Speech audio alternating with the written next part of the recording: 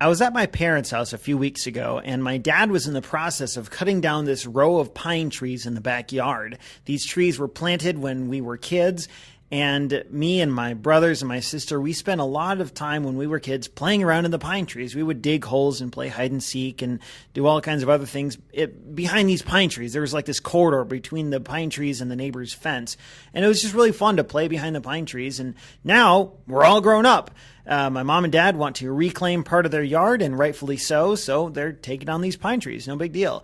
Well, we were up there. And my dad was in the process of taking all these pine trees down. He started by trimming the branches off of most of them up to like 10 or 12 feet off the ground, and then he's going to dismantle them from there. And I thought, well, it might be cool to take a picture. Maybe there's a photographic opportunity here. And I saw some sap hanging down from some of these stumps where the limbs had been chopped off. And man, it just looked kind of cool. It looked like all this sap dripping off these stumps was kind of like frozen in place, almost like water droplets or something. So I thought, man, that's really cool. I'm going to try and get a picture of one of those. I saw this particular stump, and I went over, and I noticed there was this string tied around the tree stump, or the stump right where the branch hit the tree. And I realized that one of us kids, like me or my brothers or my sister, one of us tied that string there years ago, probably like 20 years ago. We tied this string around there for some reason. And you can actually see how it choked the branch a little bit. It kind of, the branch kind of bulges out and then squeezes down right before it hits the tree itself, because it had this string tied around it. And I thought that was just super cool that there was like this artifact from long ago that was still on this tree, and now it's going to be cut down and lost forever. And that's fine. I don't care. I don't really know what this string is for, and I don't need to save it forever. I've got a picture of it, so that's fine. But it made me think about, what was the string there for? We dug holes when we were kids, and we built forts, and we made all sorts of little inventions in these pine trees. So did this string, did it hold a sign? Was it the end of a rabbit trap? We used to have boxes propped up, and we'd put like corn or carrots or something underneath, and we'd tug the rope out, and that was tied to the box. Maybe this string was part of a rabbit trap. Who knows? I don't know. It does make me wonder, though, and I thought it was kind of cool that just completely on a whim, I saw this piece of string tied to this branch, and I wasn't even looking for it. So I thought that was kind of cool. About the photo itself, this was about 4 feet off the ground, and I'm facing southwest in this picture. And I took this, I took this shot at night when it was kind of backlit, and I wanted to go back again the next day and take a similar shot in the morning. So I think not this picture, I took a similar one at night, and then I took this exact shot in the morning.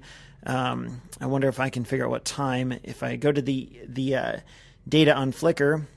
Well, I'm looking through it here. It's here somewhere. I don't know. It's probably about 8 in the morning when I took this particular photo. And then I wanted to try and do it in different lighting conditions, but with a similar composition. The results were interesting. I had fun experimenting.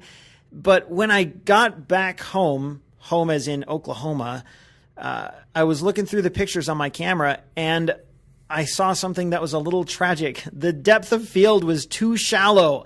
I shot over a dozen shots in the evening of this particular stump, and then about a dozen more the next morning, which is what this one's from. And I checked a couple of them in the viewfinder, and I just let it be. I didn't really think about it too much. But the screen on my D200 is so small that I couldn't really see when I checked these photos that all of them, including this one, had depth of field that was just too shallow. I shot most of these at f2.8, and you could see the piece of sap dripping down, but the string was not in focus. The depth of field was that shallow that even on the stump itself, the foreground was in focus and the background was out of focus, which you can actually see on this one as well. It was super distracting, and I didn't like it at all. And I should have done a better job of checking when I took the photos. I should have just checked the back of the camera and made sure that everything was in focus. And I didn't. I sort of trusted my own instincts, and I should have trusted my camera over my own instincts. and checked my camera. This shot, I happened to take it at f3.3, so it's a little better. I think f4 would have been a much better aperture. So this is better, but it's still not ideal. And I was a little bummed because I'm located physically 400 miles away from this picture, and I'll never be able to go back and retake it again. And in a way, that's okay, though. This, as far as the lesson or the takeaway from this, partially it's the benefits of digital. I don't really like to check the viewfinder all the time. I have the auto preview disabled on my camera, so I have to manually go and review my photos if I want to see if I've done a good job. I just got tired of having every photo constantly pop up on the viewfinder. So I disabled the auto preview, and I try not to check that often. I try to just trust my instincts, but it doesn't hurt to check. And that's the thing. In this case, I had plenty of time. There was no reason I couldn't have checked, and I probably should have.